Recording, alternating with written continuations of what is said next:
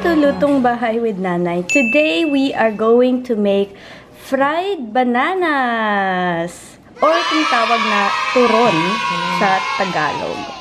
Okay, so ngayon ang ginagawa natin, meron tayong mga saba na banana and then nilalagay natin siya, nalagyan na siya ng sugar and then ilalagay siya sa wrapping paper. Anong paper ba to?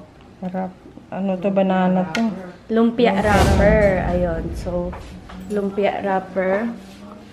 And then, itutupi natin siya. We will be folding this thing. So, this is the banana that we use. This is called saba.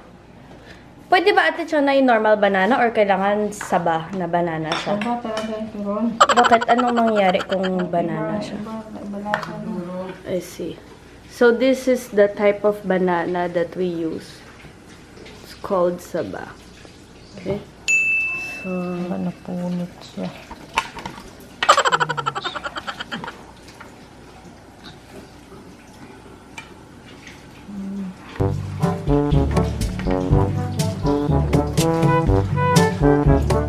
Konti lang lagay ko asukal kasi.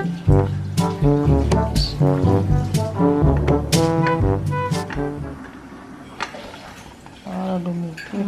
Then, water para dumikit siya so that it will stick.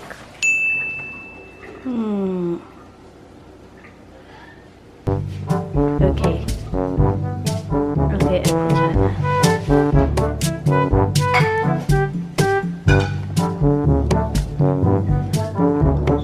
Water.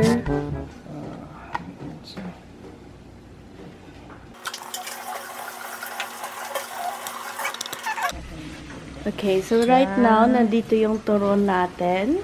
Nilagay natin siya dito sa frying pan with oil. Okay.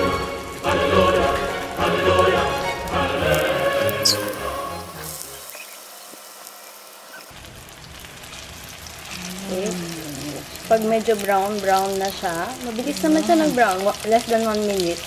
I-turn over mo na siya. Baliktad mo siya.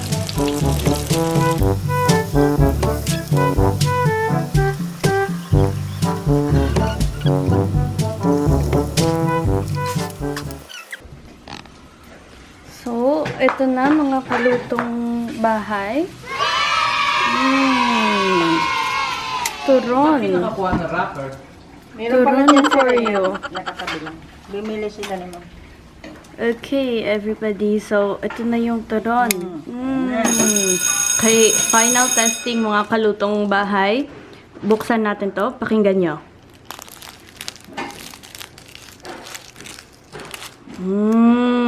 Crispiness. Alright. Okay, so, ito na mga kalutong bahay with Nanay. Ito na yung final turon. Sugar, wrapper, and turon. I mean, saba. Okay, thank you for watching this video, mga kalutong bahay.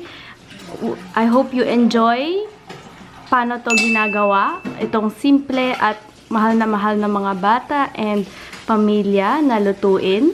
I'll see you in the next video. Oh, make sure to subscribe ha. Bye-bye.